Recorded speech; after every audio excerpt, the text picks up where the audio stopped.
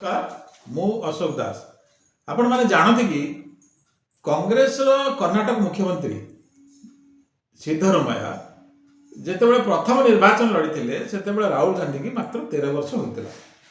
DK Shivkumar जितेबाला प्रथम निर्वाचन लड़ी से राहुल गांधी की मात्र 19 वर्ष होता।